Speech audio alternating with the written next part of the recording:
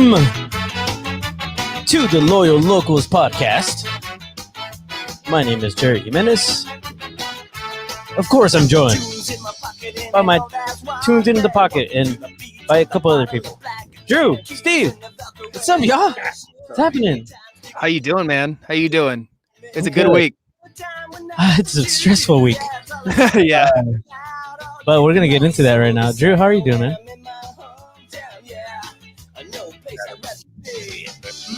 Yeah, we can't hear you, dude. I've been home for a number of weeks, so There we just go. holding it down, man. Trying to keep it together. Get to Saturday here. We couldn't hear you, dude. You want to repeat that and put the volume up? Getting to Saturday. There you are. There you are. Cool. Yeah. You're going to get to Saturday. Yeah. You're We gonna just got to feel get us. to Saturday, man. I don't know what else you want. There's going to be a little bit of like tiredness throughout this podcast from all three of us. We've been working very hard We're grinding. on home things and on local things.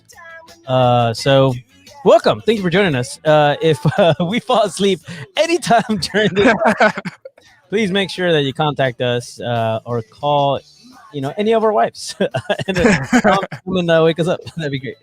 You guys, God, I love this song. So guess who? Actually, this song reminded me.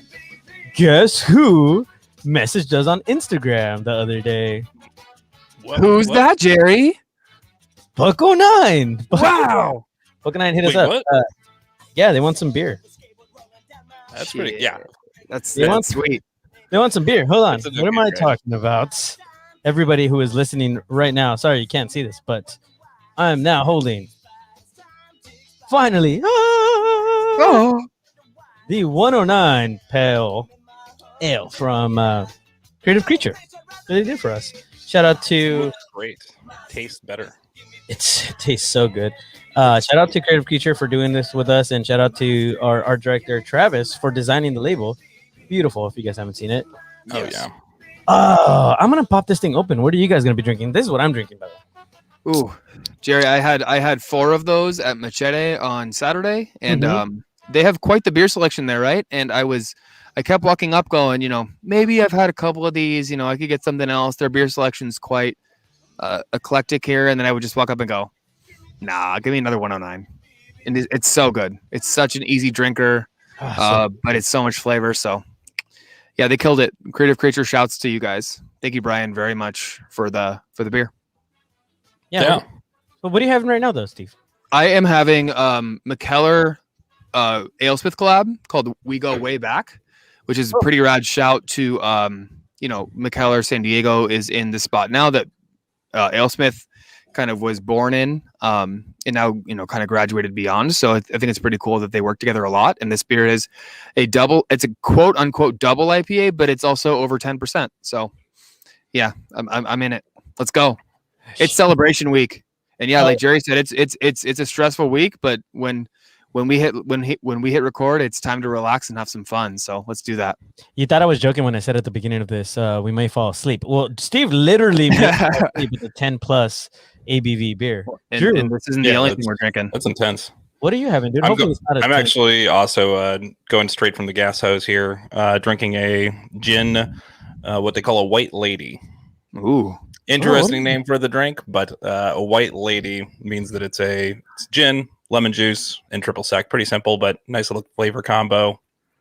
Just really nice. It's really hot here tonight. I'm sweating a little bit. So just very cools you off. It's kind of like a gringo margarita, if you will. Yo, it's hot today, though. It is. Yeah. I'm in the garage, and it's actually open to.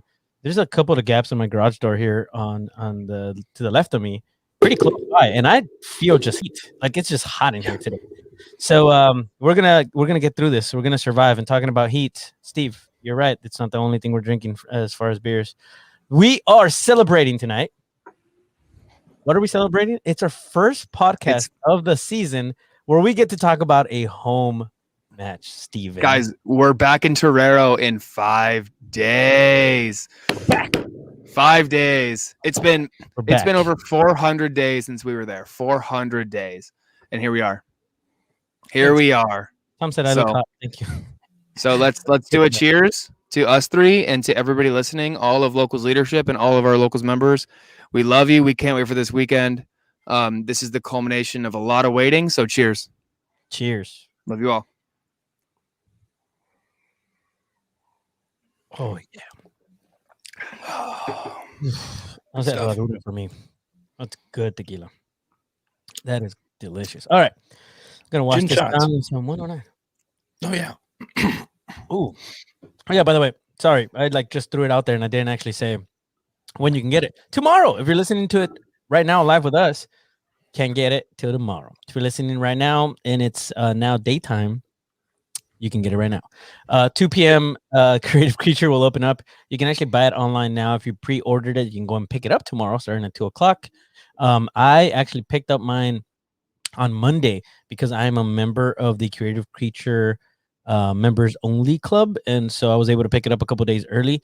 And I picked up some for the office, so I went and dropped off some for San Diego Loyal too, and so they've been enjoying them as well. So if you want to go and steal one, I don't know if they have any over there. Actually, I shouldn't even be saying that. It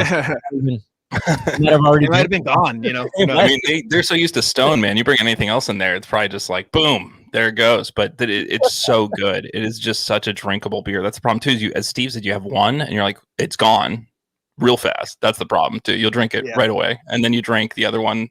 Drink the next one. You're just like, you halfway through the next one, you go, this is just flavorful. It's got the right amount of taste. It's got that hoppiness you're used to with a San Diego Pale Ale, but really not as bitter, not as punchy, but very, very drinkable, especially for a night like tonight. Jerry, I'm jealous because it is so drinkable and very refreshing as beers go there at Machete. So you can drink some at Machete if you do stop by there, I believe as well, right? It's still on tap there, or did we drink it out yet? No, I think we still have it. Yeah. Okay. But let's talk about that ABV. That ABV. Yeah. Oh, that ABV. So it's the beer itself is a pale ale, but it's very hoppy. It's still pretty strong, like the guys are saying. Very drinkable. The problem is you start drinking and then you're like, oh shoot, I want another one, and then next thing you know, you're drunk. It's a 6.19%. Wow, how convenient. How convenient. So good. Yeah, it's amazing. It's so good. And legally, by the way, they can't put something that it's not. So there you go, 6.19. Here you go. I'm gonna have to drink them all on 619 day. I'm gonna have to save a few. That's all I'm gonna drink. 619 day. 100%. That's what I'm saving it for as well. Totally. So yeah, Drew, I would totally be jealous if I was you as well. So no. You know who I'm jealous of? Steve, what's up with that yellow jersey? I want to put you on the spot right now. What is this? Oh, yeah. So I got this as a gift from the club last year, at the end of last year, kind of as a end of the year kind of a thing. Pretty cool. I've been holding on to it for a while. I didn't want to do it on the pod, but I did wear it to Machete. And with this Saturday upcoming being, we're wearing black. I didn't want to do it on the pod.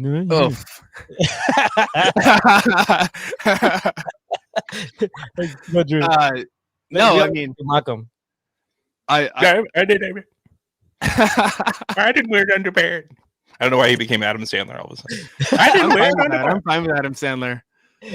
I'm Steve, President Steve. The more you put me up there, the more you highlight how shitty my camera is. No, but the jersey radiates with gloriousness. Yes. It is beautiful. That's why people are so jealous. It's that highlighter color too that just grabs your eye. So good looking. Looks better on you too. So camera is bad. Yeah. Well, yes, I am proud to wear the kit, and I'm happy. I'm happy I have it. I'll say that. Yeah, deserving. We're all happy you have it. You. We're happy. You're so happy. I'm totally just trying to. Oh, by the way, just just to remind everybody, I hate Phoenix. And also, Steve is back home. Yeah, I am. I'm home for good. Yeah, dude. No, just happy to have you back. Yes. I'm totally just trying to not have to talk about this stupid game against Louisville. Because golly, what a mess. Yeah. All right, let's get into it. You guys cool with that? Can we just talk about it? Let's do it. All right, listen, Louisville. We went into Louisville City FC, their beautiful new stadium, Lynn Family Stadium. Things badass. All right. We were going to a sold out crowd up to what the capacity was allowed. And we knew it was going to be a difficult place to play. We knew Louisville is a fantastic team. They always have been.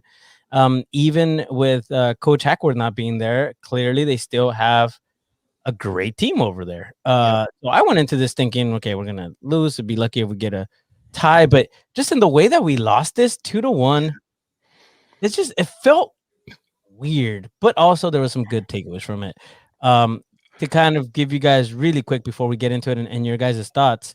We went into it with I would say a 1-4-4, like a 4-4-2.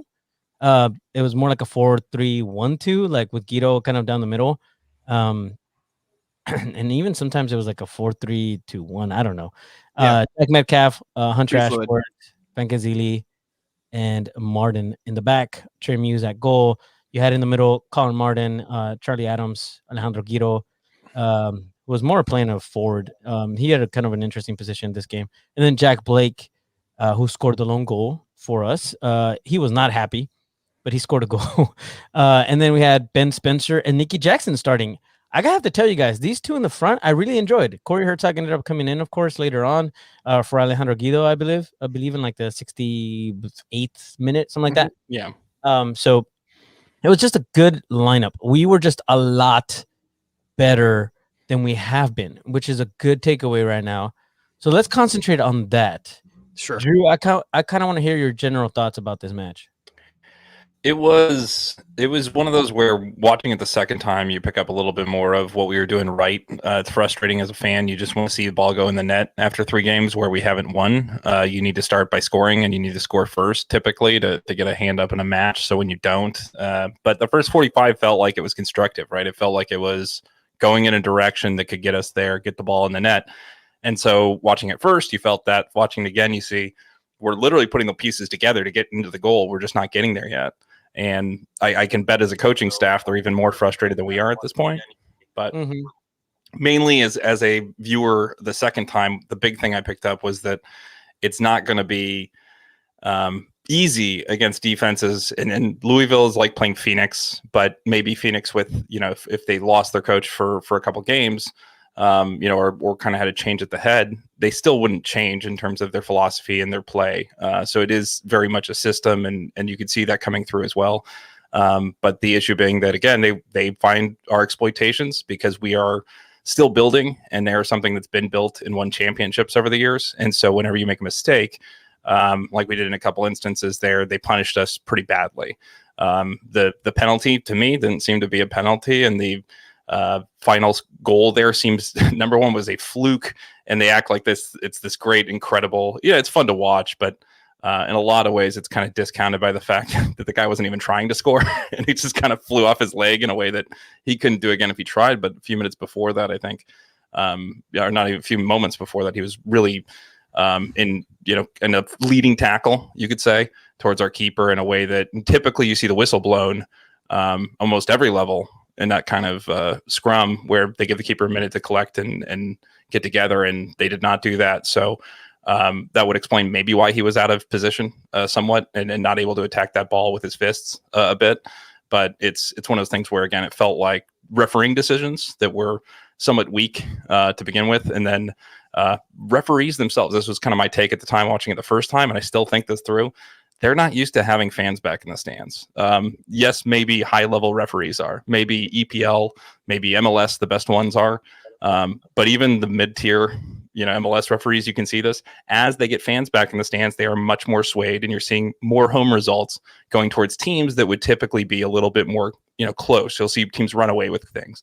And part of that has to do with this things not getting called. You watch a series of a game where ticky-tack fouls that normally would get called both ways, because fans are overreacting to every little thing, right? Oh, because we haven't been in the stands. We will this Saturday. So I'm saying, let's do this too, and take advantage. You have to, they're juicing the referees a little bit, because that does seem to be that they're very staunch. They're very, kind of in their own heads about this a little bit. And they will egotistically say, I'm trying to take command of this game and not let the fans take command. But at the same time, you can't help it because you've been inside or in a, maybe a ideal situation for a ring where there is no influence, and now there is just so much influence that you're just not used to in your ear. And so again, they should be better, but that is this level of refereeing sometimes, and they have to adapt and get back to fans being. I just think it's something we didn't account for in the sense of like referees might not be able to do that. Obviously, that should never affect your team. You wish for VAR in these situations. I swear, in 20 games down the line, we'll be looking back and say we won some, we lost some. Right? There's going to be some goals where we wish VAR wasn't a part of our league, and it isn't. And so that seemed to be the case here. Is that if you had maybe another review, some of those calls wouldn't have gone that way. But it just kind of between the penalty, which was a great save, and then that second goal, it just felt like there was kind of decisions not going our way that maybe typically in less of a emotional environment would be kind of in our advantage. Yeah. Take a breath. That was a lot. Here's the thing, though. This is a perfect time right now, and I wanted to cut you off because that is a great thing that you just brought up, which is VAR. Like, let's talk about this real quick. Last season, I would say, okay, before I say this, if there's any kids listening right now that are underage or parents that have kids near them right now listening, we're gonna cuss on this podcast quite a bit because it's gonna happen, and we already have a little bit. So if you didn't catch onto that, I'm giving you an actual proper warning. So I'm just now is the time to turn it off. You got it? Okay. Good. Listen when there isn't kids. Okay. All right. So last season, I would say, fuck no, we don't want VAR because it helped us out quite a bit. Or there was a few calls that went our way last year. This year, however, that's not the case. There's been some times where I'm just like, why don't we have VAR? You know, and last year was like, golly, I think I'm so glad. So it's one of those things. It's like a give and take situation. Would you or would you not rather have VAR? I'm going to go with yes. I would rather have VAR in USL because even if the call didn't go our way, it would help these terrible refs make the proper call at the end of the day. Yeah. And even if it means there's some smoke canisters that are used for no reason at a goal and it gets taken back at home, I would still much rather have VAR. But that's just me. Yeah. Steve, how do you feel about that? Yeah, I mean, I think VAR in soccer is such a hot topic right now because of how disastrous it's been in Europe. But overall, I mean, there's a middle ground, right? We shouldn't be looking for millimeters. We should be looking for egregious calls. And I think the call on Saturday for the PK was egregious. I think there's no way that was a penalty. And I think, like Jerry said, a VAR, could have let that ref see that again and could have reversed what he saw, I'm laughing because we do have a couple of members that are locals that are refs. Yes. Mr. Barger. Johnny being one of them and Jeff being one of them as well. So shout out to you guys and all the refs that are in our. Yeah, I'm actually Jeff. I know you're watching. If please comment what you thought about that PK call because I am super interested from your perspective. Actually, Johnny as well, if you don't mind. Yeah, thank you. Yeah, take the devil's advocate. Even if you don't see it, maybe explain what you think they saw because it was hard to determine what was there for sure because it just felt like every time you see that light touch, it's never good. Yeah. Sorry, dude. Yes, he just said agree. Not a penalty. There it is. And if you can't give your best devil's advocate, go ahead or just say no, the guy was off his rocker. That's totally fine too. Because I couldn't help but say fuck Jerry because it's like not fuck Jerry, but like fuck Jerry. Jerry. Jerry. Yeah, I know. No, but it's just like those. You look at it and you go, can nothing go right for us in these 4 games? Like it just feels like everything's sliding back against us. And again, one of the things that is the difference in last year is fans in the stands at away matches and away games are always harder than home games. But we forgot that last year a bit. I think it was more neutral, and I think this year it does make it a little more difficult, as you said, without VAR, without a secondary check to see what's going on and make a better determination on these really big impact plays. Really? Go ahead. I was going to say, in a way, I mean, I agree, but in another way, I disagree. Right? Like we simplified it this week. Like Jerry said, 4 in the back. I think that worked way better. 4 in the midfield. No matter which way you pull it, if it was a 3-1 or if it was a 3-2, I guess it's 5 in the midfield. But that those top 3 kind of players were really ebb and flowing. But one thing that I kind of noticed, driving home from that match and then looking again was a theme I'm seeing, and I think this might have been kind of blueprinted from the Phoenix match, the first match, was we saw a lot of man marking on our like attacking players, kind of our attacking midfielders, where there's no outlet there. We can't get the ball from defense through our defensive midfield up to the attack. We have a really hard time to do that. And like Guido started this match and he's kind of seemed like man marked, right? He it seemed like there was not really a path forward for Colin to get the ball forward or Charlie to get the ball forward.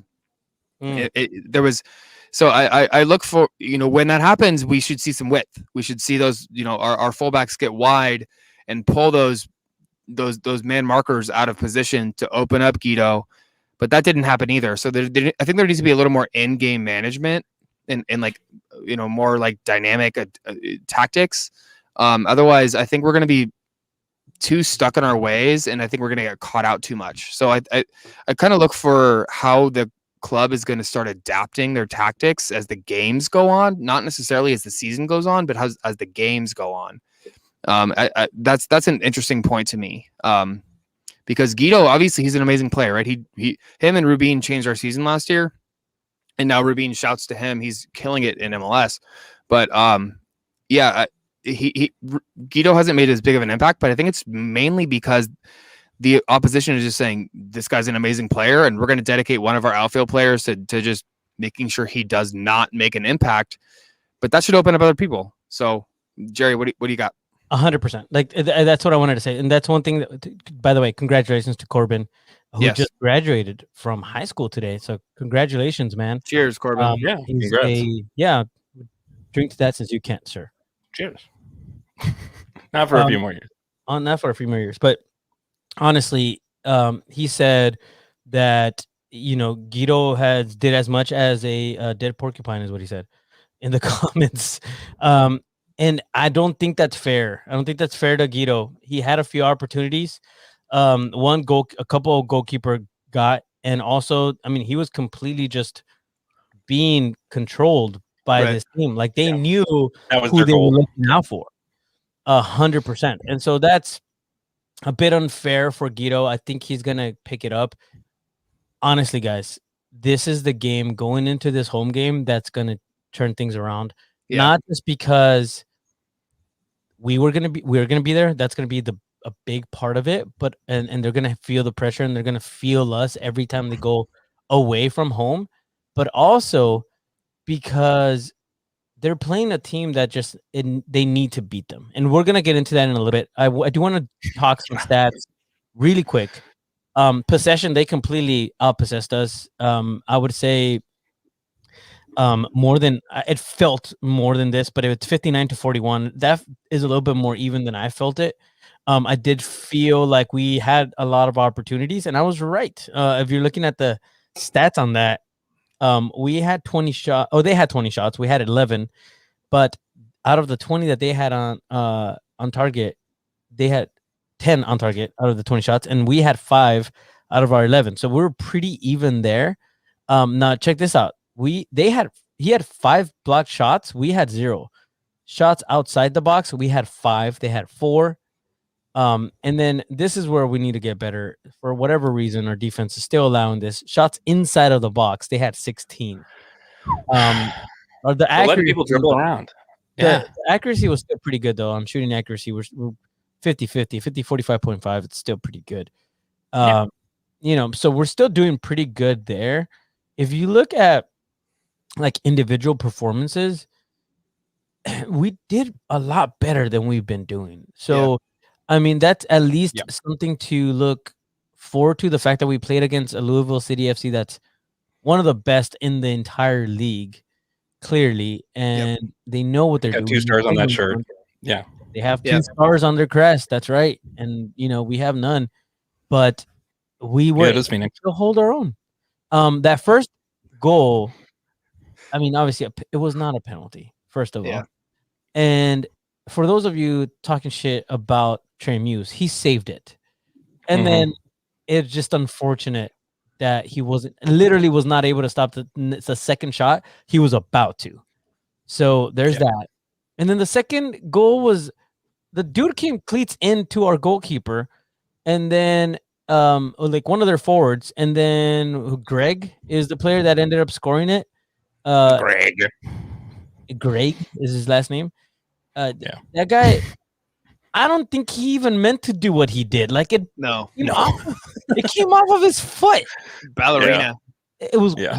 It was just That was an accident. it was an accident. So For It's a sure. ricochet. here's Yeah. here's another thing. Nick said Hunter's yellow. What the heck? Hunter so Hunter didn't get a yellow, dude. I don't know who you're talking about. Let's see if he fixed that. So the only yellows were given to Elijah Martin, Colin Martin, the Martins, Martin, and Martin and Martin. Ben Martin and Spencer. Martin. We had 3 yellows. They had 2. McCabe, who by the way, was a fantastic player. But yeah, Elijah Martin, Colin Martin, and Ben Spencer were our 2 yellows. So if you want to clear that up, now is your chance, sir. And yes, here's the thing. And Jeff said this. Why was a card not shown to the player who went cleats first into our keeper? Like, that could have been a send off, 100%. So Yeah. it's just But there was no reaction. There was no no. reaction from the fans. I honestly think that's part of it. Is they're almost feeding off of that at this point because they wouldn't call it when there wasn't it, and they would call it when there was. And then you have this comment, which is exactly another thing that I've been thinking from Miguel. Mhm. He said, at what point do the sideline refs provide input? If there is no penalty, or is the central ref the last word? Yes, the central ref will be the last word. But, I mean, the sideline refs do have some input to put in there. And they just, I don't know what they were looking at or what. And there's a few comments here that said, actually, Corbin said the sideline ref on my side, because Corbin was there, by the way, said he missed offsides for both teams. So what are these guys doing? And how are they held accountable? Yeah. They're Corbin not. was there. He was there with his eyes. We see it on TV, but he was there with his eyes, and I trust Corbin. He's got a pretty good eye for this stuff. sure. So I was gonna say we talked about this last year a little bit, that this is kind of the level we're at, right? And we have a club, it's amazing, but it's kind of something we're just gonna have to maybe eat for a little bit until things change, if they change. USL, the refs suck. They suck, and we just have to. Like Jerry said, last year we didn't want VAR, and now we do, and it's kind of like, does it ebb and flow? That's why it took so long for soccer to kind of adapt and adopt the VAR tactic at all, because the idea was, well, it's going to even out in the end, and that's kind of the idea, right? But this season, it seems like that really hasn't been the case yet. No. And I think that's really I think that's a lot of being away for the first 4 matches. I think that these refs at this level are very susceptible to being, the home supporters and the home field advantage, which, we have this week, and then a couple weeks away, and then we have a lot this summer. So the hope is over the long term, things even out. But yeah, I agree. It's been pretty atrocious this year. So Johnny said it was not a penalty. The refs do have discretion, but to me, the player was not directly passing the ball to the foul player. So no penal. Exactly. That's right. # no era penal. And I did that. That was me on Twitter. Yes. Steve looks at me. He's like, "Was this you, bro?" I was like, "Yeah." Do you think it was me? If it wasn't you, it definitely wasn't Drew. Could have been. Hey, it could have been. It could have been. Honestly, I feel like I'm hanging out with Drew enough since you've been gone, Steve, that probably Drew's like picking up on my Mexican stuff. Where it's like, "No era penal." I am. I'm trying. I've been Duolingo. I'm getting there. I'm actually switching to Italian for a trip there, so nice. I'm having to go in that direction. But there's similar languages. It helps. But yeah, I agree with Jerry. I think that it is it's totally just like egregious what happened. This guy too, the center ref, if we're really diving into this, seemed to take pleasure in throwing Landon off. Like, he wasn't smiling. Maybe I'm projecting this on him, but like, he looked like he was smiling when he threw him off. Like, I gotta throw out Landon Donovan, blah blah blah. Like, fuck this guy. Like, sorry, like, who this fucking guy? Like, get him out of here. Like, he's gonna be the guy we watch when he comes in for a game. We'll let you know the week of, if we can see who the refs are, and make sure that the next time we have this guy as a ref, we're not harassing him, but we let him know, what is and what isn't a penalty, because it's just like, this dude seemed to lose track of the game and then take it out on us in a weird way that was very personal. And like, not to say that it totally went that way and he wasn't professional, but like, the way he threw Landon out and all of that just seemed to be very far gone for who should be a professional at the higher leagues of American soccer. But it's, as Steve said, it's what you get.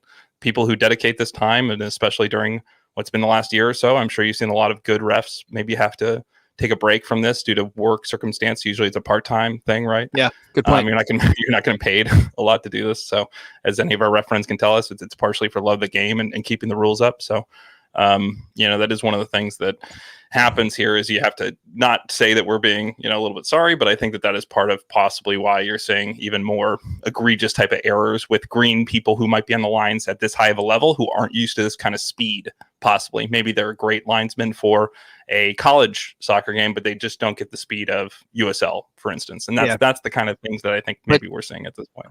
But to go away from the refs and something that Jerry mentioned a couple minutes ago, you got to control it. Yeah. The players are playing better, and that's a good sign, right? That's I think that's why. Oh, Steve, you froze up. Here, I'm gonna fill in for you because you weren't going in the right direction at all. We still have to talk about this red card. And I agree with Jeff. Jeff is saying, with that said, I'm really concerned and disappointed that Landon picking up another red. He's got to learn to maintain his composure with the officials. Yeah. Yes, 100%. However, I'm not telling you. Seem like one of those. I'm not telling you to look up this guy and just make sure that you keep an eye on him. But Ismir Pekmek is the ref. Okay, that's it. Put it in there. We're gonna check out this guy.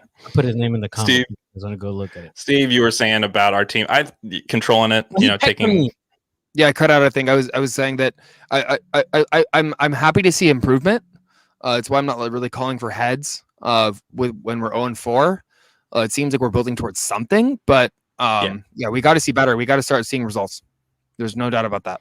Dude, he pointed to his foot, right? He was over the line, Landon. That's why he was He pointed down at his foot, and he's like, "You're on the field." Yeah, you stepped. I said he can't help it. The juices get flowing. He's a player, he's only a few years removed. He's unretired a couple times. Not that he's going to hear, but I think that even though he's not wearing his football boots, he can't help it. His feet get going, and he wants to just walk right up to the ref like he's a team captain, like he was Captain USA, like he was for the Galaxy. It's in his blood, man. So I do think he needs to check that. I do think he needs to think about it a little bit more, but I don't think this was one of those. I think they were having a discussion. I think that maybe it got heated, and this ref, again, I think turned on us for whatever degree. So maybe there is more of a working of the officials here, being more of a friend than a foe in some ways. That doesn't get you in this position, but it seemed like this guy was looking for an infraction to just light Landon up. And that's what that felt like. That whole interaction felt like to me. So, to look inwardly, hopefully he can spend some time with us. He can't be on the sideline for this match, correct? Our first home match in a year and a while. So, we'll see where he ends up. Maybe we can convince him to come sit with us. I don't know. The seed has been planted. I will say that. I heard Jerry has done some reconnaissance. Jerry, you have any updates for us yet? No, dude, I don't have. I'm talk to Steve. He's the one that has him on speed dial. That's his homie. Okay. What are you talking about? I just put it on the Twitter universe and see what happens. Steve has a direct line. Steve, the seed has been planted. I will say I am watering it with beer, and we will see where it goes. We'll see. Danny asked, where is he sitting on Saturday? It would be amazing. London, I make no promises. London Donovan is going to be our coach. Donovan, yeah. The guy from the Wells Fargo commercial. That should be pretty interesting. Yes. The good one, not the other one. Taylor just showed up out of nowhere. Tay. Where you been, bro? Sup? All right, anyways. Yeah, welcome to Minute 30. Yeah, he didn't miss anything. He mostly missed us regurgitating what happened last weekend, but we digress. Everybody's inviting Landon to 109. I hope you guys know, he needs to be vaccinated. So make sure that he's vaccinated. Make sure that that is part of this. Tested. Does anybody have a ticket for him? Ticket, because he will be checked. This seems like a perfect. It seems like a perfect segue into from the past to the future. So this week, Saturday is our first match of 2021. As Jerry mentioned and alluded to, the section is vaccination/testing only. There'll be no social distancing, but we will be wearing masks. That part. And I couldn't be more uncomfortable. If you are uncomfortable with that, do ask to be reseated. You should have received many emails at this point, Yes. so this should not be news to you. But if that is the case and you're still in 109 and you do not find that to be a comfortable situation for you at this point, again, we have a heart for you. We're not telling you have to be with us right now. If you don't feel comfortable, you're not vaccinated, and maybe you've been tested, but just it's not something you're interested in. Just ask the team; they will reseat you. But we are looking forward so much to having everybody who is up for the in game for this to be with us. The people adjacent sections 108, 110, I'm sure will benefit. Even though they are socially distanced, from having 109 there being the key, kind of energy of this stadium again.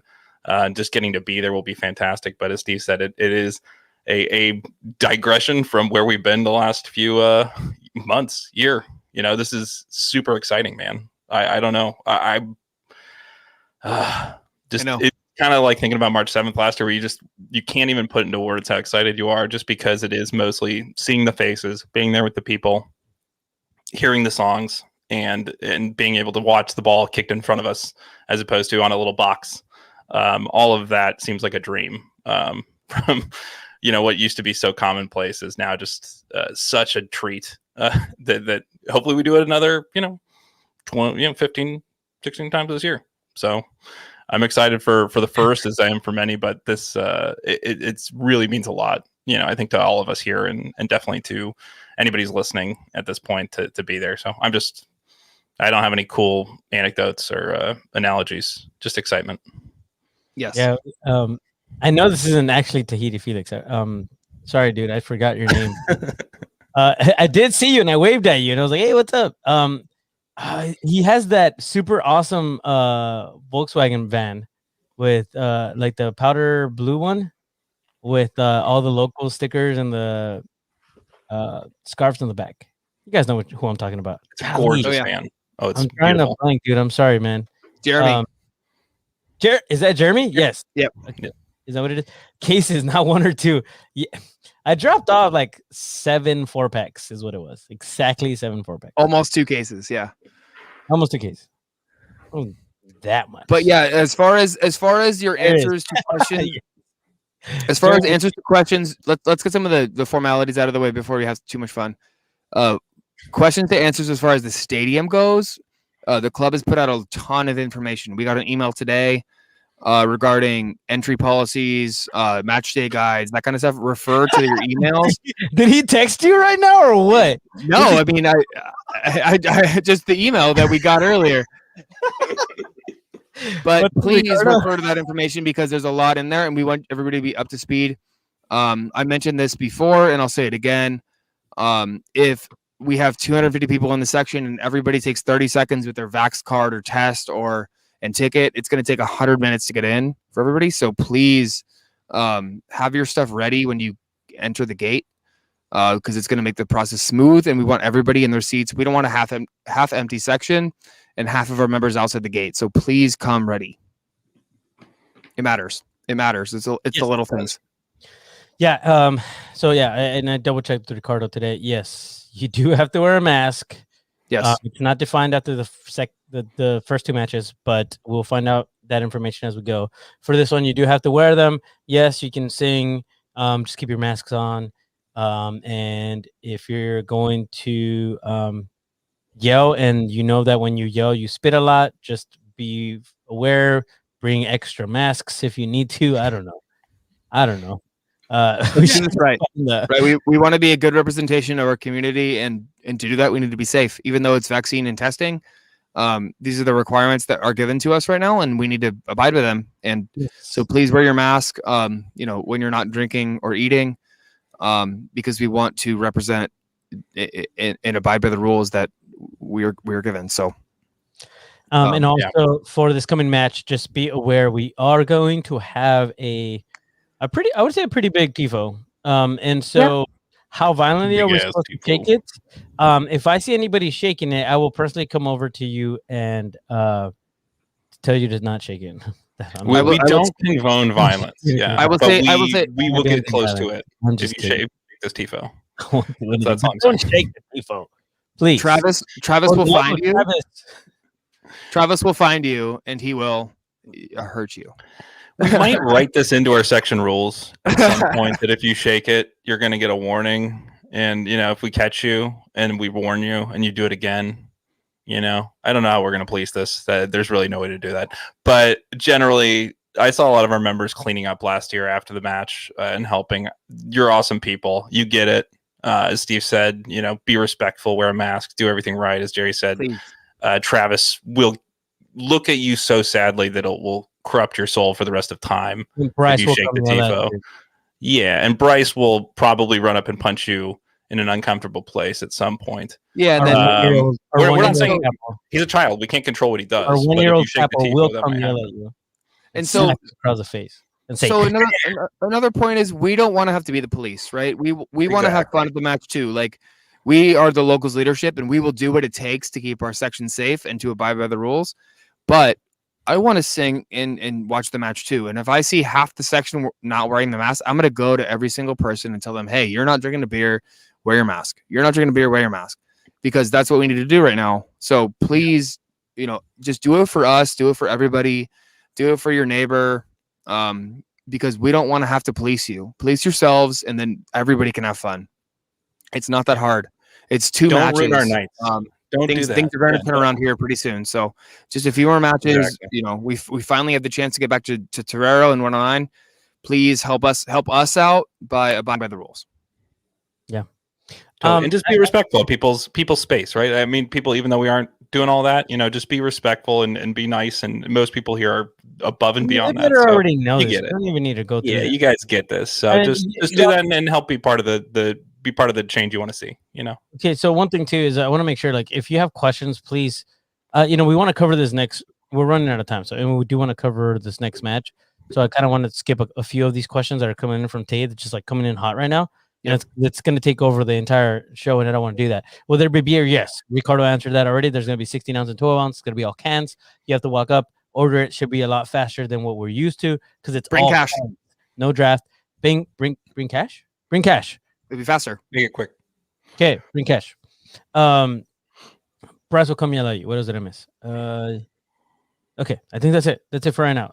If you need to talk, Lydia needs a ticket. If anybody has a ticket for Lydia Brokoff, please get her a ticket. Okay. Please. That's Speaking of which, we do have a ticket exchange in our Discord, so check that out. Plug for the Discord. No cash. I'm sorry, no cash. Yeah, President. Correction. Ooh. In time, real time correction from Director Lo Ciento. Campos over here. Yeah. Dude. Thank you for the correction. I'm glad you're on, Ricardo. Yeah, seriously, do that like 3 more times. No, thank you. Last year cash was faster, but this year no cash. Apparently, yeah. It's a COVID change. They're making no cash. No cash.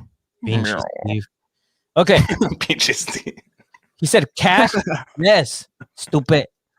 I didn't say stupid part. That was me. Okay. Okay, we're good now. All right, you good? Okay, good. Let's talk about Las Vegas and how we better fucking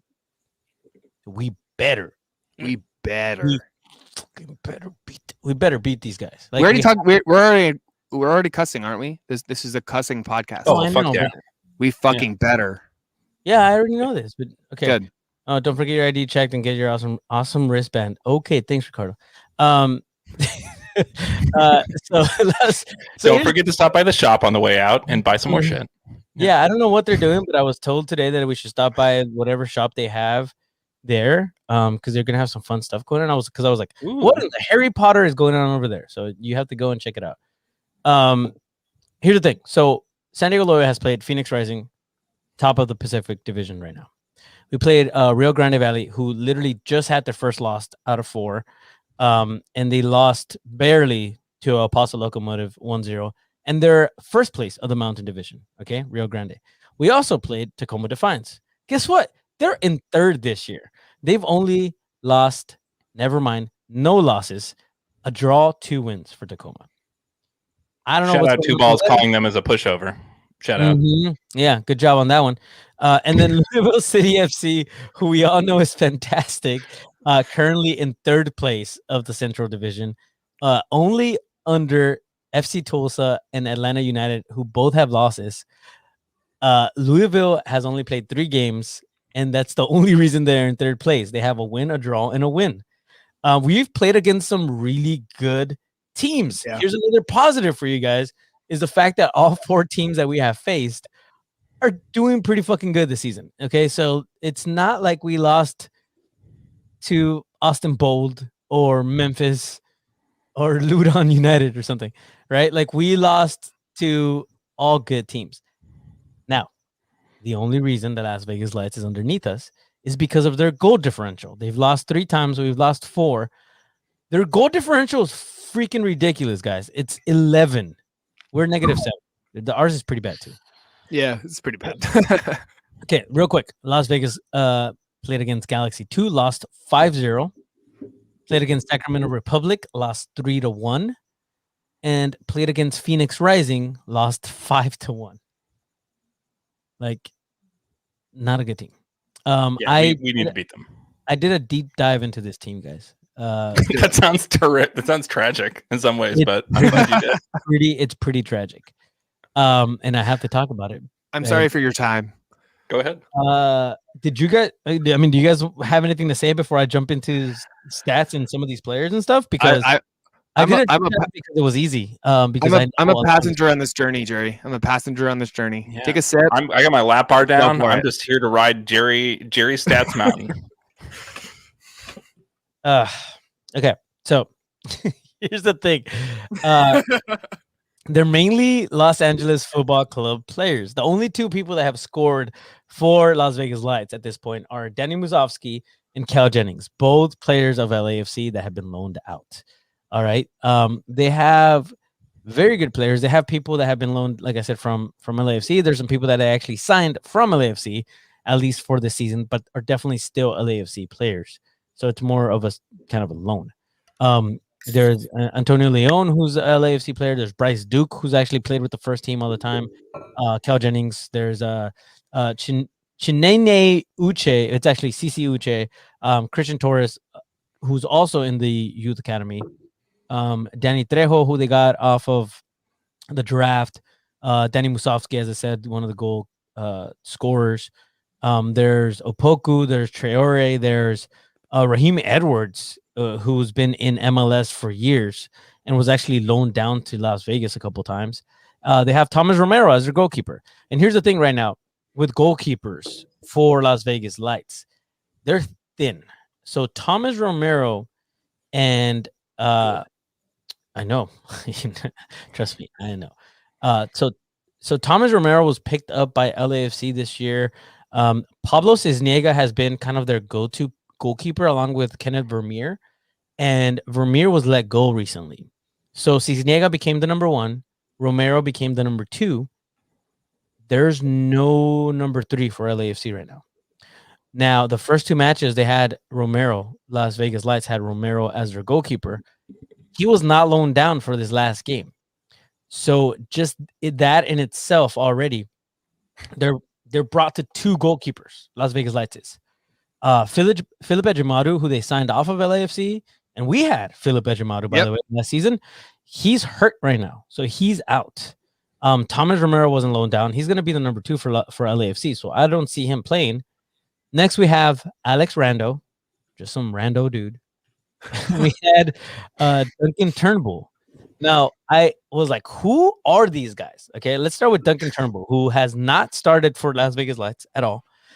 He played 1 match, and he is from the U.S. He's from Illinois, but he was selected by Houston Dynamo and then really quickly was purchased by Portsmouth in Europe. Portsmouth, if you don't know, is a very it's a well-known team because They of actually won the English League a few years, back in the 50s and stuff. Yeah. Their culture and traditions there are pretty solid. But I believe they're in 2nd division right now, right, Drew? Yeah, they're in the 2nd division. They've tripped between there and League One a little bit too. They're kind of went down and then they're on the bounce, right now. Yeah, and so his only time for Duncan Turnbull again that he played 1 match with Portsmouth, and his debut was a 5-1 defeat to Peterborough United in the EFL Trophy. So it's not even. I don't think that's 2nd division, dude. That's League 2. Let's Oh yeah, they're in League One right now. So Oh, yeah, okay. they kind of bounce around. Yeah, they've got a great history. If you look back at it, they're one of the more Makes sense. decorated clubs in the history of FA Cup, things like that. But it is just it's still a good culture. It's still a great place. Great little town to seek out. But it's one of those things where it's just actually it was founded the day before my birthday in 1898. Who knew that? Wow. But yeah, looking up, yeah, Nice. nice. Wow. There's a really good Copa 90 actually video like documentary on Portsmouth that you should go and check out. It's actually really, really good. But so he hasn't played at all. Okay, and next we have Alex Rando. Alex Rando's from New York. He was playing with the NYCFC Academy in 2020. And then the Virginia Cavaliers. So he's from the University of Virginia, and then was loaned or purchased by Las Vegas on a free transfer. So we're not really sure if he's still with Virginia as a college student. He's 20, and he hasn't really had many playing opportunities at all.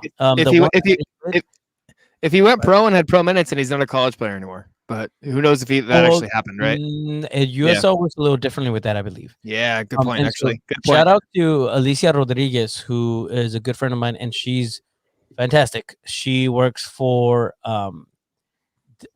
she works for SB Nation in general. She does all of Southern California teams. She does Angels on Parade, but I've known her for a long time, and she did a pretty good report on Alex Rando.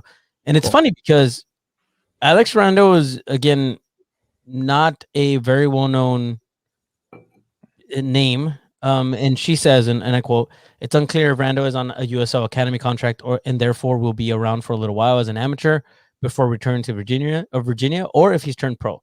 Las Vegas hasn't been putting out press releases about signings since the season started, so we can't get the info that's available from tweets, unfortunately." So here's the thing. Team's not telling us everything in USL. That's really strange. No, yeah, weird, huh? Here's a really weird thing. So he's from New York, and Rainn Wilson, Wilson. Oh yeah, Dwight himself tweeted out, "Alex Rando is the next great keeper in U.S. soccer." What? Take that with a grain of salt. He's a Sounders fan. When Las Vegas Lights FC tweeted out "new man in between the sticks, Alex Rando new signing," Rainn Wilson retweeted it on Twitter and said, "Alex Rando is the next great keeper in U.S. soccer." All right. And he beats Bears, beats Battlestar Galactica. Apparently, apparently Alex Rando's dad is also like a producer in New York, so he might have some connection with Rainn Wilson. That might make sense. He might be a friend of the families, and that's something that that Alicia mentioned in her report. So shout out to Alicia for giving us that information. But that is the only two goalkeepers that we can think of having this weekend. It's going to be one or the other. And why does that matter, Jerry? Because somebody was asking. I think it matters. Fucking goals in the back of the net. That's why it should matter. That's why. That's why I'm bringing it up. I'm with you because we've been facing some actually pretty good goalkeepers who are great shot stoppers, and you got some green ears here, or people who are maybe going to be good, but at the same time aren't used to their system, aren't used to their center backs, aren't used to what's going on here. So you do have exploitation in a form that's not been the solidified group, solidified team with all this stuff in the place. It seems like there's a moving back line here, and we've just had such a hard time. As Nick said, I think in the comments before, all our shots have been straight at the keeper. It feels like that this year. It feels like all our shots have either been straight at the keeper, but that means the keeper's doing a good job of being in position. That means they're doing their job, right?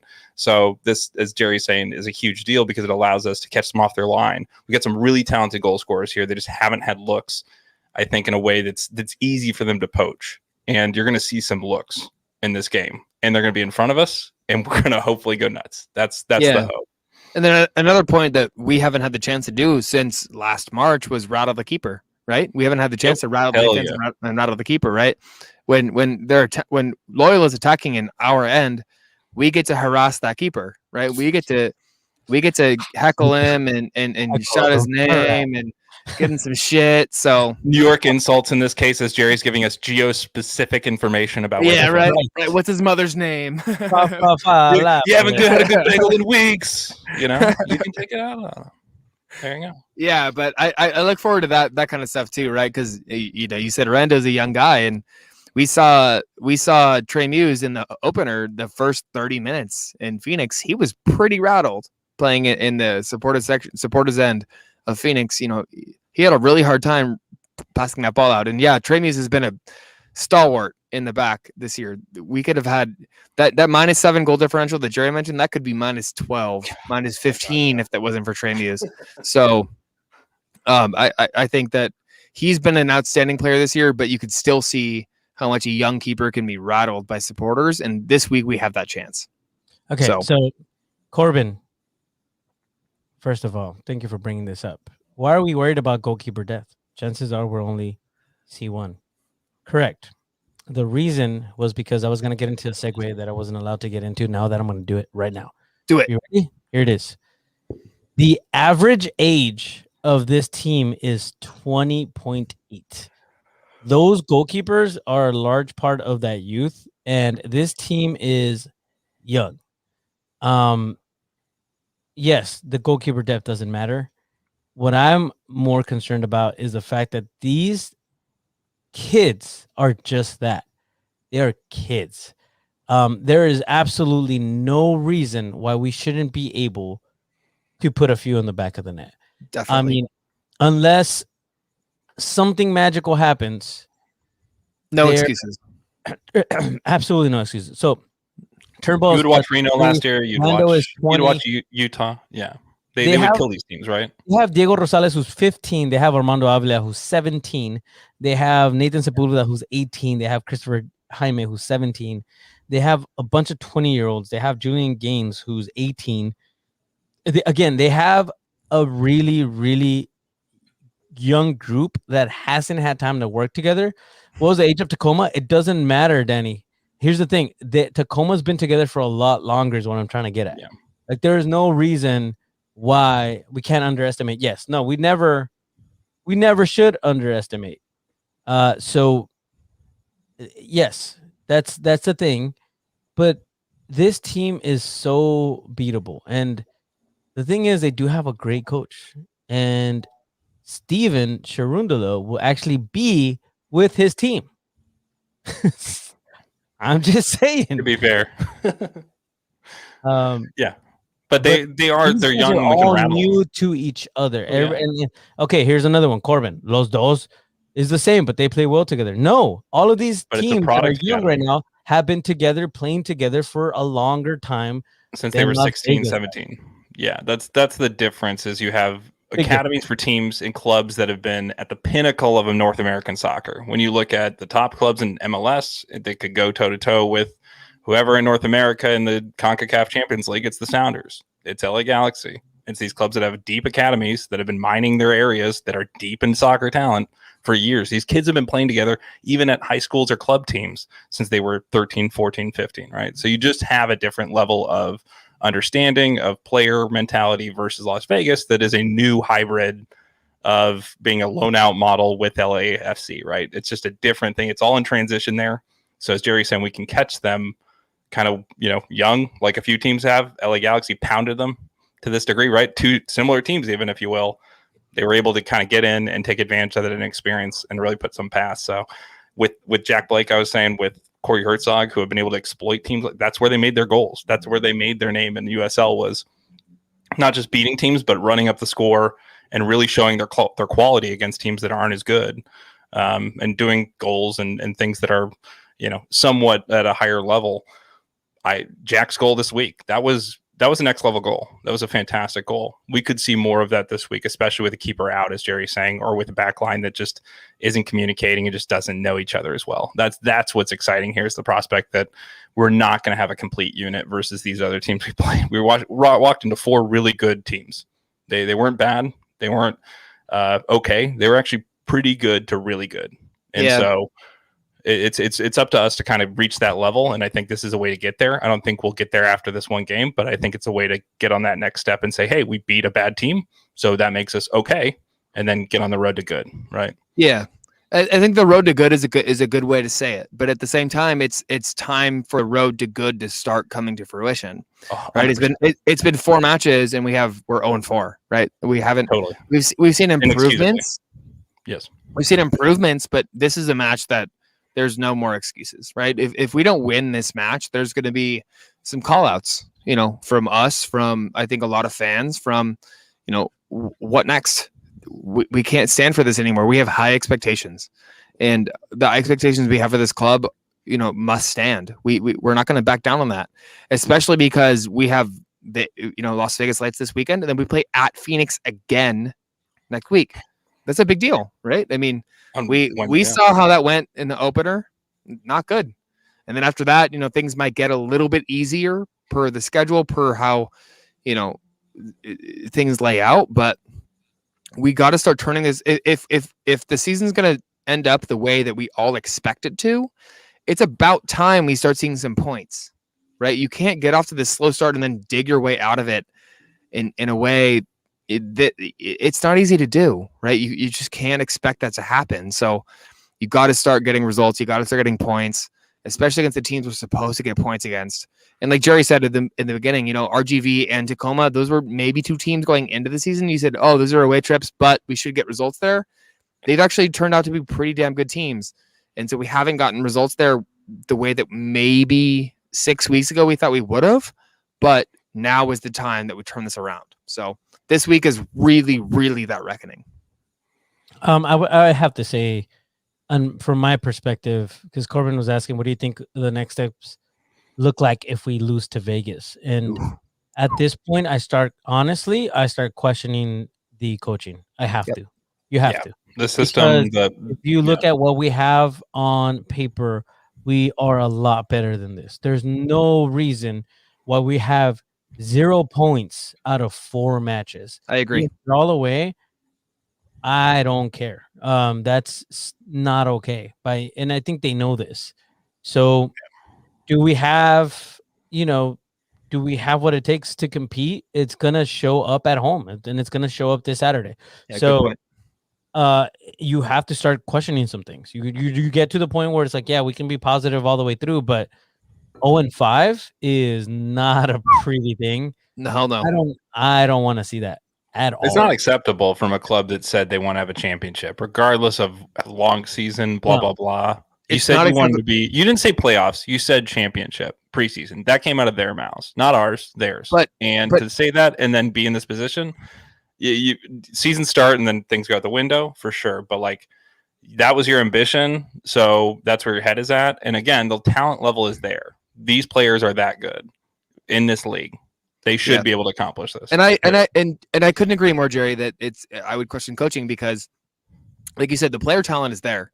And I said this from the review, the first podcast after game 1, saying the talent is there and the performances individually aren't bad, but when you don't play collectively well, it's coaching and system that's the problem. And so after that, what do you have to do? You have to question that. You have to say, what's the problem? What are we doing wrong? And yeah, we talked earlier about, Guido's man marked and Jack Blake is kind of man marked and he's kind of, fought out of the system. But we saw last year, Metcalf and Elijah can get up the wing. They can go wide. So why aren't they going wide? And why aren't they providing those options? They're held back by coaching and by tactics. And I can get there's reasons behind that, but there's at some point it's only excuses and it's not results.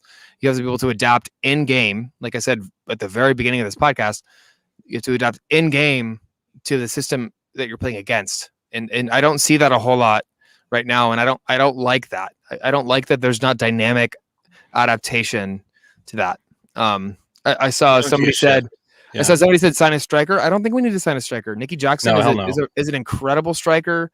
Corey Herzog is a proven goal scorer. Ben Spencer, one of the top. Yeah, he had a pretty, not a great season last year, but our attacking depth isn't bad either. I don't think that our talent is the problem. I think our system is complicated, and I think last match we tried to simplify it, and I think we played better, and we got unlucky by a bad PK call, and then by a bad ballerina goal. But if we continue that route, we play 4-4-2. We play simple soccer. I think we're going to be okay. I do. So I'm not quite at questioning coaching yet. But if we go 0-5 and we look bad again, that's gonna beg some questions. So I kind of have patience for one more match. And I said on this podcast last week about Landon Sweet. Don't tell me how to be a supporter. I think I have one more match in me, especially because it's the home opener, especially because I'm so looking forward to it. But if we look bad again, that's going to test my patience. Totally. Agreed. I'm at a point with Las Vegas too, where last year we tied them. I want this to be the part two. Part two home opener. Let's beat the shit out of them. Let's beat them fucking like 6-0. I don't care. Like, just show us what you got. Show me what you got. If you watch Rick and Morty, show me what you got. That's what's going on here. Come on. There's no reason why it's on stage. There's nowhere else for you to go. You have to do this now. We've been here for you for a year and a half in the shadows, not being able to root for you in the stadium. You went 0-4. You know what? Bad breaks, whatever. You can control in front of us what you can do. Get it done. And that's got to be the message. It's got to be simple. The good thing is our manager can't get complicated because he's not on the field. So the hope is, as Steve said, let's simplify it, do it for us, get it done. Let's go and get it done. I'm in. So you can't take anything for granted the way that we started, the way that we've not been able to produce, but this is it. And as Jerry said, I think I'm looking more not at Trey because he hasn't been, the problem, but I do think that there is a problem with positioning our back line. They've given up goals in times where they can't. And so Guerrero, who's somebody who just has a little bit more eye, a little bit more experience with his head in the game. He's more heady maybe than he is physical because he doesn't have the incredible size and shot stopping ability. That'd be somewhere I would look just to make a change, right? So if we do lose, that's somewhere I'm looking as well, not just coaching, but player shifts that might make a difference in terms of how we position and how we do certain things. And not to say that that's the problem, but just changes, right? And so starting Toomey, for instance, things that we haven't done yet that I'd love to see, but we'll see what we do this Saturday. I'm just going to give it everything and maybe Friday too. We'll see. Talking about Friday, night before bonfire, everybody do it. Go and check it out. thelocalsSG.com/events. I'm just going to tell you about it right now. Friday, May 28th, 4 to 10 p.m. At least for right now. It depends if we can stay till 10 p.m. It's looking like it's going to be the case. So the event will start at 4 p.m. Yeah. We're going to have some drums and chants starting at 7:30 p.m. once it starts getting dark. I don't know if it's the greatest idea to be in front of smoke, but we're going to do it anyways. They close the island at 10 You can stand you don't have to stand downwind from smoke, Jerry. It's amazing. You can stand not downwind from smoke, and then it doesn't go in your face. Okay. Sorry. They close the island at 10 p.m. They plan to, so just kind of be prepared for that. You can bring some snacks, beverages, chairs, blankets, whatever. Make sure you bring yourself.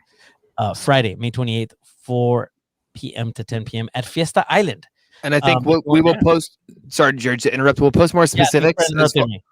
As far as specifics on where we are, we'll post that the day of because we're not sure exactly which spot we will get. So we'll post that day. Yeah, it's a big island. You kind of have to drive around it. So it's where is the exact fire pit we're at. We're going to post that the morning of. One of us, and by one of us I mean me, has been elected and voted off the island, onto the island, if you will, to secure that spot. So as soon as myself and or whoever wants to join me as a landing party, I'll whatever, I don't know, or it sounds very colonizer, never mind. Whoever wants to show up and hang out at the fire pit, from noon on, I'll be there in the morning. I'm not asking anybody to commit to that, but yeah, we'll be hanging out. So as Jerry said, 4 is really when we're expecting people to show up and start hanging out. If you want to bring kids and dogs and stuff, that's kind of the time to come and get out before the craziness starts around 7, 8, and then, with the fire and stuff going. So we'll have something for everybody. The whole goal is just to give a space where if you want to come hang out as locals the night before and Chavos, this is what it's for. So we're excited to have everybody there and practice chants and get ready for the next night. I'm excited. Great poster by Travis, by the way, too. Shout out. Punk rock paint. It's cut off at the bottom there. It's event starts at 4. I'm Mexican. I'll be there at 6. See you guys then. 4 to 10 p.m. May 28th. Why are you laughing? It's just facts. Yeah. So be there. And I'm white, so I'm going to show up before anybody wants me there. So, there you go. So yeah, no alcohol on Fiesta Island. So by city policy. You didn't see me do that. SeaWorld fireworks will happen at 8:50. Maybe we should try to be on the SeaWorld side. Nice, Jeremy. I don't think you can see them from wherever you are. It's not really. Yeah, I don't think it matters too much. My goal is, if anybody's listening, because I'll again be probably the person determining this, to be on the north kind of west side. So just on the northwest side there, either fire pit 1 or 2 when you come around the curve where there's no fire pits for a while there, just to be kind of up in that northern embankment there. If the porta potties are more near the south, I might trend more near the south. We'll see. So again, it just determines on the day what I show up and see around 9 or 10 that morning, maybe 8. We'll see how dedicated I am. And then everybody's going to give me shit the night before and say, Drew, you got to be there at 8. And I'll be there. No one will show up anywhere until like 10. But I do it for you. So know that. And I'll send the tweet out and we'll have it all ready for you there. Yeah, we appreciate you guys showing up. Bring your beverages, bring your snacks, bring your chairs, your blankets, bring your pyro, bring your drums. All right, we'll see you there. Is there anything else before we call it a night? No, just no glass as well with your beverages. So alcohol is not allowed. People honestly don't care much about alcohol as they do about glass. Glass is a much bigger deal than alcohol. I was going to bring some Mexican Cokes. I guess I'm not going to. Oh, damn. Just pour them into a crowler before you come. Just can you bring one for me? Please? No, I can't. Yeah. Contraband. No, my final thoughts, very dangerous conversation. My final thoughts are... I didn't ask about final thoughts. All right. So we're going to call it a night. Go ahead. Go ahead. I can't wait for Saturday. It's been a long time coming. I don't know. I'm stuttering over my own words, but I'm so excited. Like, yes, we all feel that. I'm so excited, right? I'm so excited for Saturday. It's been a long time coming. Get to that stadium and sing with you guys, all of our members, everybody watching. Let's go. That's really all I can say. Oh, okay, cool. Drew, what's your thing? What's your last fiesta? Let's fiesta and siesta, and then just go fucking nuts on Saturday. I'll use my mother tongue for that. There you go. Just like really just want to cuss on the show. All right. That's it. That's gonna do it for us. Do you guys want to hang out for a little bit after this? Oh yeah. Sure. Yeah. Okay. Cool. Yeah, let's go. We're gonna hang out a little bit after this. If you're listening, that's it for us. Thank you so much for hanging out with us. We love y'all very, very much, and y'all have a fantastic night. So we'll see you guys Friday, hopefully, and if not on Friday, we'll see you on Saturday. Yeah. Let's go. Let's go. Las Vegas lights. We're gonna put the lights out on Saturday. We'll see you guys there. Doors open at 6:00. Yep. Be there. We'll see you guys. Have a good night. Bye. Bye.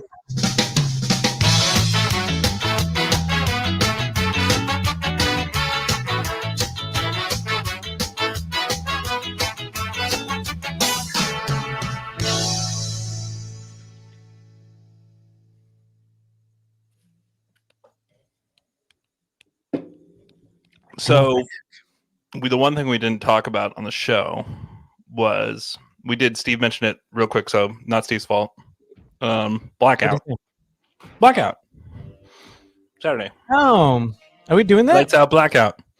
We're wearing white. Just to heads up. We're at home, so we're wearing white. We're wearing white? Yeah, we are wearing white. I thought the club was wearing black, which would have made more sense. So I don't know. We can. That's why I'm not sure if we want to. Never mind. Yeah. I mean, if anybody's listening, the idea was Chavos wanted to do a blackout that kind of presented us as lights are playing us. It'd be fun. Our club, if they were wearing the same jerseys, made sense, right? They're wearing the black jerseys, so we can wear all black. It'd be fun. But if they are wearing white, then that is less congruent, I would say. But it is a cool idea. I appreciate them for doing so. If people are wearing all black, know that was a coordinated thing. We're giving it to you. If you want to do it, go ahead. But it sounds like something that doesn't make as much sense as when it was originally proposed. Yeah, which was mostly hinging on the jerseys. I mean, we can still wear all black. It doesn't matter. We don't have to wear what the team is wearing. Gray or whatever. Yeah, it doesn't matter. Whatever you want to wear. Wednesday Adams. Yeah, why not? Let's all go black. Let's wear black. I think that's a good idea. I like it. And we can all wear our if you have it, you can wear your Black Lives Matter jersey. Yep. That'd be pretty cool. If our whole section was black, that'd be pretty cool actually. Yeah, that'd be neat. We need some black scarves. We need more black scarves. We only have the one from I think the club. Right there. I'm impressed by your ability to point in a camera. That was incredible. And not fish around. That was just a very direct. This one. Damn. Right there. Tickling it. Look.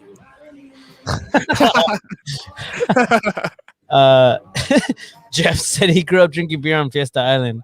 The cops are watching. Don't say that. Don't say that. I know. This is what I'm saying too. Fuck the white jerseys. Wearing black. Yeah. Kind of like that. I like that idea.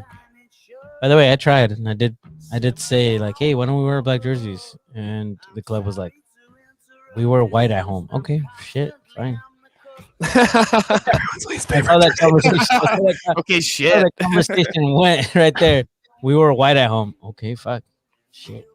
Okay, Excuse me. But sure. it was more like, why don't we wear black at home against the lights and black out the lights? We wear white at home. Okay, shit, fuck. All right, so I think we should have 11 green keeper kits. I think that would look better. we're green. Everyone, we're green. I didn't say who it was. All right, Johnny. Hey, so communications director, how much do you want to give away about this TIFO?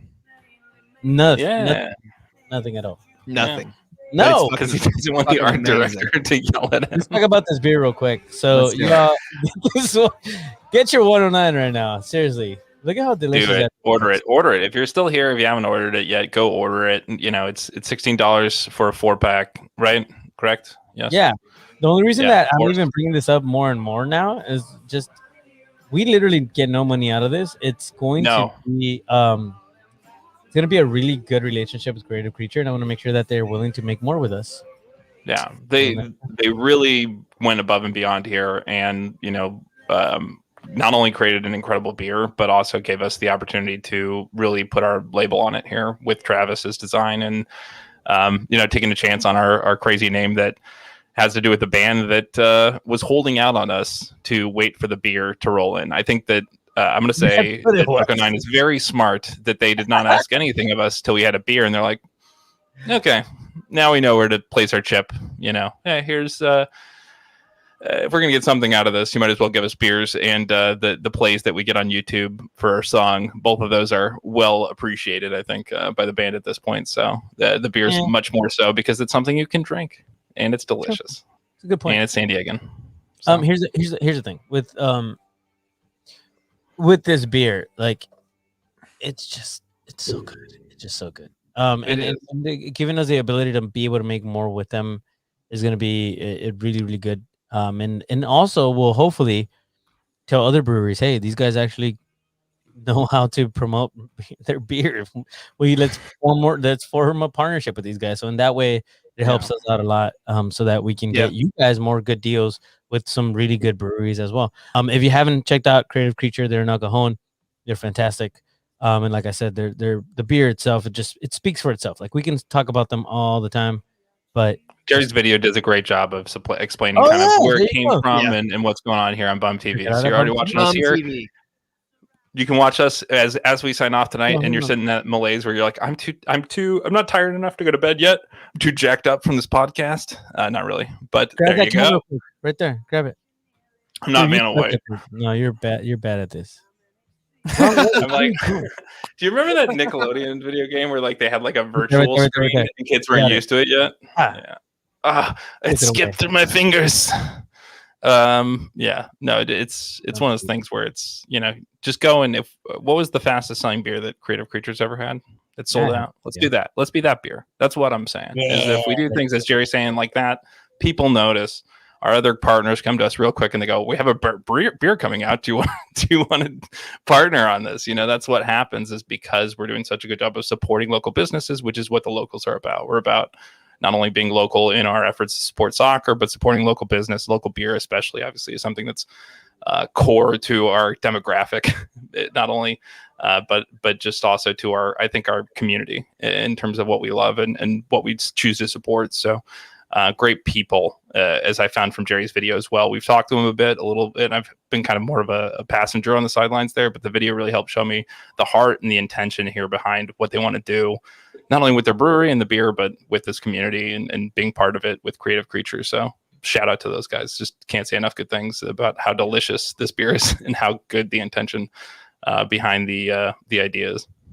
So one thing that I definitely want to, you know, mention is just what Drew said. Is they're fantastic people, and I can't wait till you guys meet all of them because they're awesome human beings. So shout out to them. Now let's talk about this tifo. So unfortunately for this one, especially it being so big, it would have been awesome to have more hands on deck. However, we were able to get enough amongst the leadership of the locals as well as Chavos.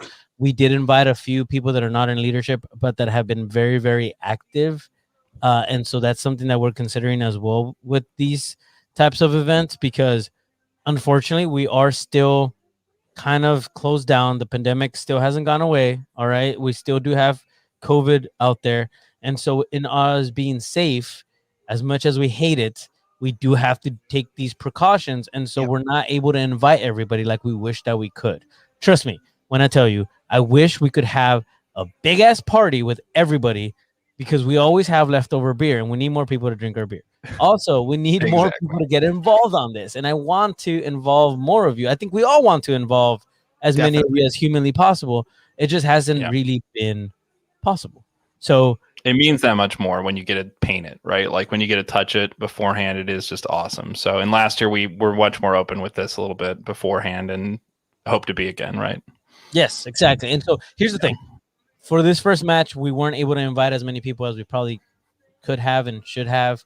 Actually, no, couldn't have. As we wanted to, I should say. Yeah. That's the right thing. We couldn't invite as many people as we wanted to. It's coming though, I promise you. So once everything opens up after June 15th or for our June 19th match, we might have something. I'm hoping we can make something happen for another Tifo. It might not be as big. It might be something smaller. We might be doing something interesting, something different. We'll see. But after that, you can expect us to be needing you and wanting you to come and hang out with us, just to do all sorts of artistic things. Yes. Please, as a matter of fact, if you want to make a Tifo and you're going to march in with us, you can do that. You are allowed to make a Tifo and we will bring it in for you and we will hang it up for you. So if you want to reach out to any of us that are in leadership and ask us any questions about that and how to make what I would call a trapo, something smaller that's not a big Tifo, we will help you out. We will walk you through the steps. What kind of paints to use? What fabric? Even if you have those questions, just ask. It's it does. You're not a child. Don't feel like I'm doing my arts and crafts. Like we all love this shit. So just ask us. We're definitely here for you. Just let us know. Yeah, go to Discord, please. If you're obviously if you're a member, you have Discord. Hang on at Discord. Very active daily on there. All of us are. And we will answer your questions. Direct message any of us, or even just put it in the art channel.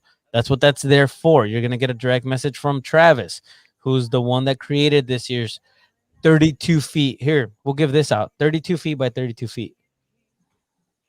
This thing is massive. And before we move on, shouts to you and your wife for sewing that.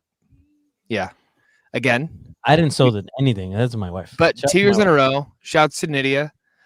For sewing the massive beast that is. Yeah. I have sat through sewing one of those things, and it is not fun. It is not fun. It is work. It's some Teddy Ross shit. Yeah. It really is just like dedication and belief of like, I'm doing this for something that's bigger and like better, because it is something she's so talented at, but like to use your skills and apply yourself when she has 2 little boys and all the stuff you guys have to deal with daily and do this, like, shout out. And I'm sure you have to massage the shoulders afterwards. I was about to say, so now that you bring that up, that she has 2 kids. I have 2 kids. It's weird how that works out.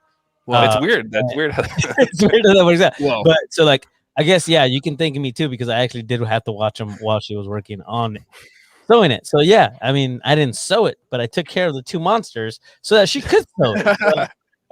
Created the mind space. Got her beers, did whatever she asked. Yes, ma'am. Nydia, I love you very much. Thank you for everything that you do. And clear, like, you guys will see this work that she did. Don't shake the teeth. It's flawless too. That's the other thing. Is like her story, it's not so flawed. It's not like it's perfect. So that's so excited to partner up with Chavos. So happy to have them on board on this one. They didn't have to say yes to doing this with us, and they did. which shows that they want to work with us, and we can't wait for them to do their own designs, and we're going to back them up on it. It's one of those things, like they are not necessarily a recognized group per requirements from the club, but we don't care. We want to work with them because of what they bring, because we want to grow this, and we want everybody to feel like they have a home. Regardless if you don't think that maybe the locals is a place for you, and Chavos is, that, like, fine, just join us. Like, let's make this is a big family. It doesn't matter. It's about the culture. It's about the locals. Yeah, whoever the next Chavos is, who wants to maybe create their space or create something new in this culture. Yeah. Whether it is a new SG or whether it's just creating a space in the culture. Maybe you're somebody who's like, hey, I want to start my podcast, or I want to start just a tactics blog about SD Loyal. Like, whatever, like, we're going to help you push that, because that's what this community is. It's all about helping out each other. That's what San Diego breweries are great at, right? Like, the thing we love, as Steve was saying, is the collabs. The collabs would be rare in not every other market, but a lot of other markets, breweries hate each other. They really just like if they're across town, oh, those guys are just dicks, because of the animosity of, we're in a market and we're trying to fight other people trying to do what we're trying to do. But here, there's a special thing with this community, especially with breweries, where it's so hard to live here. It's so hard to do what we do, that, and especially with a thing like breweries with very intense overhead and a fierce competition, you have to help anybody else who's willing to be crazy enough to try this stuff.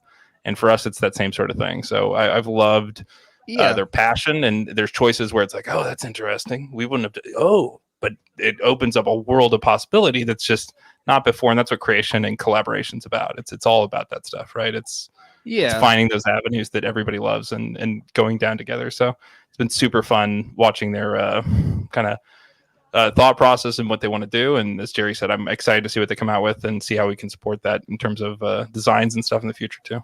Hell yeah. And like, one of my biggest things is, like, you think about why San Diego beer culture is such a big thing. And I think it's because the first people who really grew and developed San Diego beer culture, you think about Carl Strauss, you think about Ballast Point, you think about Stone, and they celebrated each other's work, right? They said, I love my beer, but their beer is also fucking good. And then that's how I think about us and Chavos, in such a way. Like, I love what we're doing, but what they're doing is also fucking cool. And like, it's not always like that. That's what's cool. I don't see this like, oh, we're doing something and they're doing something, and oh, we're like compete. No, there's no competition. It's, I celebrate their work like they celebrate our work, and then that's gonna, like, it's the epitome of rising tide lifts all boats, right? We all want the same thing. And we all want this amazing culture and amazing community. And I think we're going to get there with them. They're amazing people.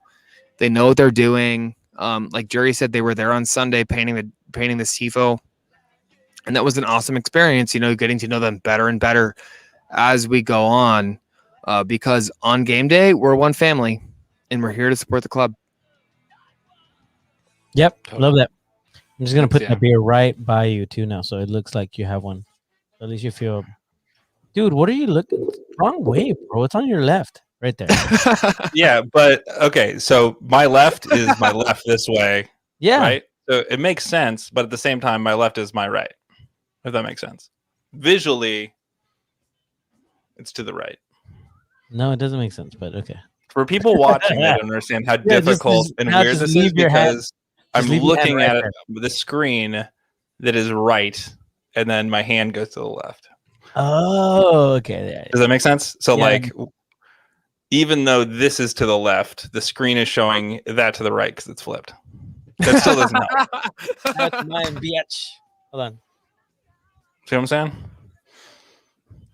And I can't even. I know, it's harder than it looks. It's really hard. She said. Gary, you should like pretend. Oh, that was so good. That was so good. That's a pretty good one. Yeah, sorry. Your turn, Steve. I don't know if this is no, not as good.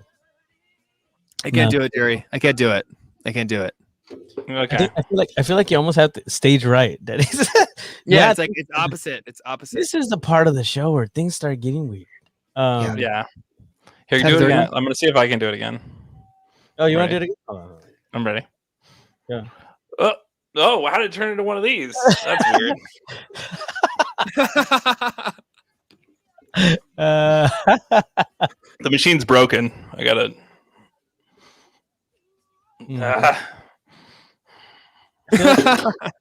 When you do that, just like feel like that's gonna be it. Dang! Wow.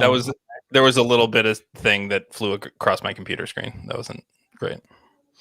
Hold on. I was trying to be cool. Let's see if I can do this. If I put my hand like this, then bring it out.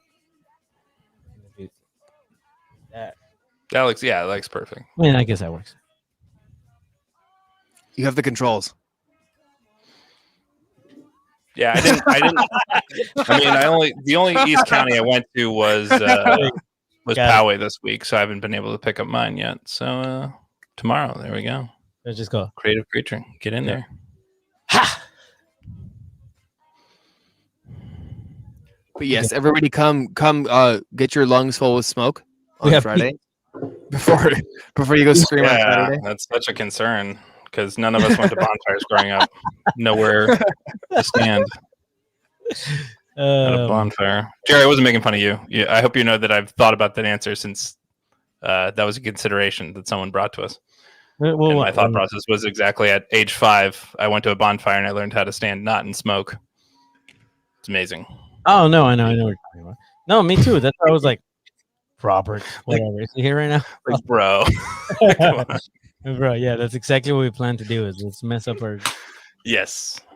Well, that and it's you can Fiesta Island, especially the beachhead there, is a nice spread out place. That's what we like about it. Even we could go to Marina Park. We could go somewhere like Crown Point. The issue there is you get a lot more crowding. It's a lot more condensed versus Fiesta Island. You can spread out, still take over the space and kind of do what we want to do. So that was the idea. And again, we look forward to seeing you guys there. If anybody wants to show up early, I will be there.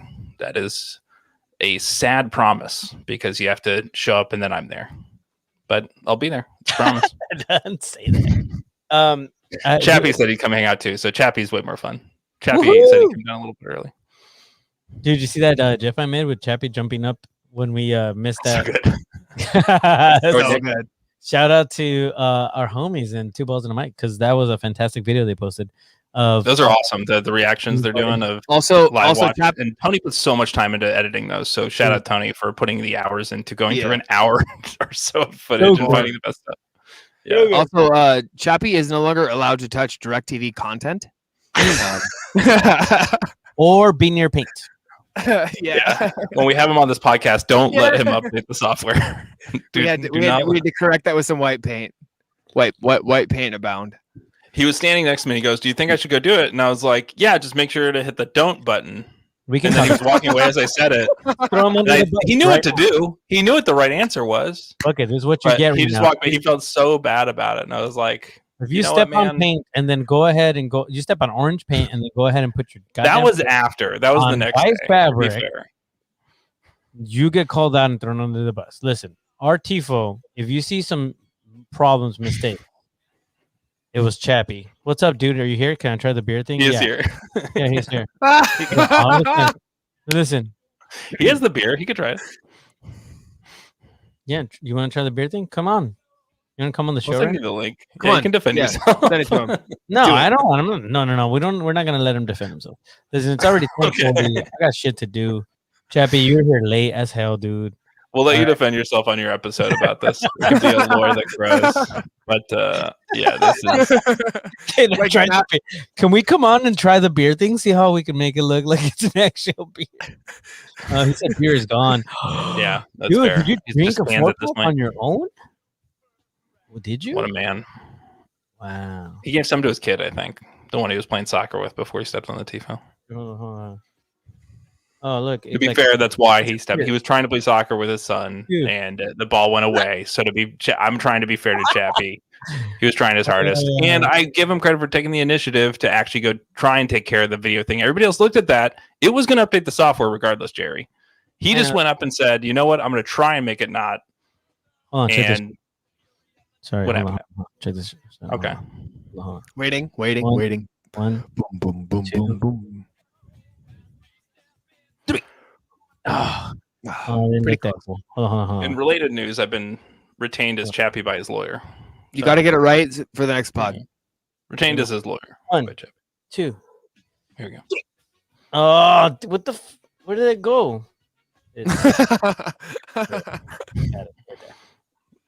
It floated back down and stayed. Oh, it's making beer everywhere. Like mess. So Danny Yeah. commented, even so know can we take over OC on the 9th?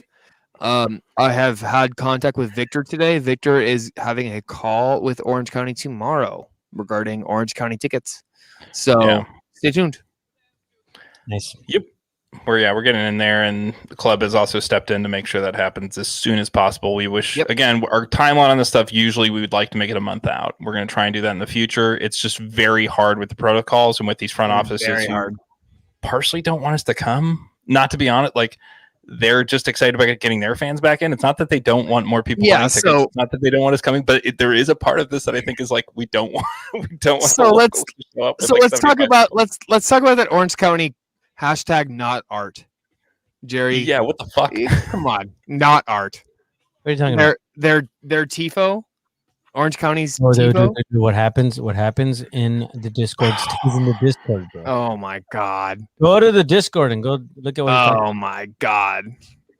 What Yeah, was it's that? bad. So that's what I'm talking about with It, they the whole don't want us to fucking come team up needs to here. go back into the future, bro. Like, what the Yeah, hell? they don't want us to show up with a tifo that's better than their home tifo Yeah. from their supporters. Not that, and honestly, Orange They probably County, they try, they do a great job. They're in a barren wasteland of people who don't understand their sport and or their culture, and they try, but they play, like in essentially a So what are we suburban gonna- wasteland of Oh wait, but misunderstanding of the American dream. have we, I mean, there's a fucking movie with. I mean, go watch that so you can understand Orange County. Like seriously, In the show, Jack Black is Orange County. That's just weird. that movie is so good. Yeah. Oh, Please go Jack watch Black, it. Jack Blake. Come on. God. Check Blake. Yeah, we could do actually an Orange County tifo from the movie with Colin Hanks is like Corey Herzog, and then Jack Blake is Jack Black. On my face and hair products are Jack Black. Anyway, It's good products. it's a very expensive product. For beards and stuff. Yeah.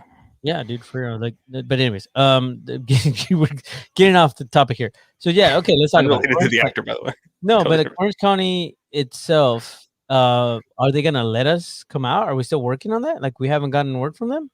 Yes, they Yeah, will. Victor has They're a going to call call us tomorrow. tomorrow. That's what I've heard. That's all I've heard. Yeah, Victor's left multiple voicemails as of last week. They had a phone number and an email to type in. He finally got a response as of today when he started blowing them up a little bit to get an answer. So we're getting in there. It's just been slow going with a franchise that's a joke, to be fair. So we're behind them, but we need to. They're part time. Like we're full time at doing this. I like to think that they're like, Orange County as a club. They're like 20 hours a week. We're like 40 hours a week as a club. Not like just physically, but like just mentally as an anecdote. That's how it feels. So we need to assert our dominance this year in the table. Chappie just said, "Fun fact: I tried out for LA Blues. He shut down it was a nighttime practice, and he actually just went to go to the bathroom and flipped the light switch and turned out the lights for the whole practice. It's funny how that went. Dude, Chappie played, man. What are you talking about? He's a good player. I know. He was saying he's got to come out for Barcata and stuff when we were painting the tifo. So it'll be fun to see him come out, but he did tear his ACL, so I know he's long road back on that a little bit. whenever you pull that ligament stuff. Yeah, hashtag humble brag from Chappie right now. Yeah, right. Also hashtag apparently can't catch a ball before it gets to the tifo and then ruins it, but that's okay. I just explained why as his lawyer. He's not a goalkeeper. Yeah, he got it's an ACL. Yeah. Mm-hmm. He had a June 29th surgery. That might be why he didn't have it yet. June 29th surgery. Okay, that's fine. I don't know if we should be talking shit about a club when we haven't won a game.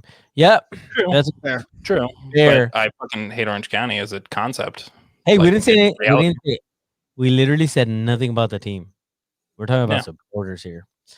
In case you didn't know, Luis, supporters have been winning every game. I'm just saying. I wasn't talking shit. I was just saying they're part time. They don't answer their shit. Get on your shit. People want to buy tickets from you. Answer the phone. Is June the pandemic? Doom. Never ended. Yep. That's it. Yeah, kind of like Fraturday and Fun Day, the 2 days of the week I'm going to add to the weekend, so that we have 4 weekend days.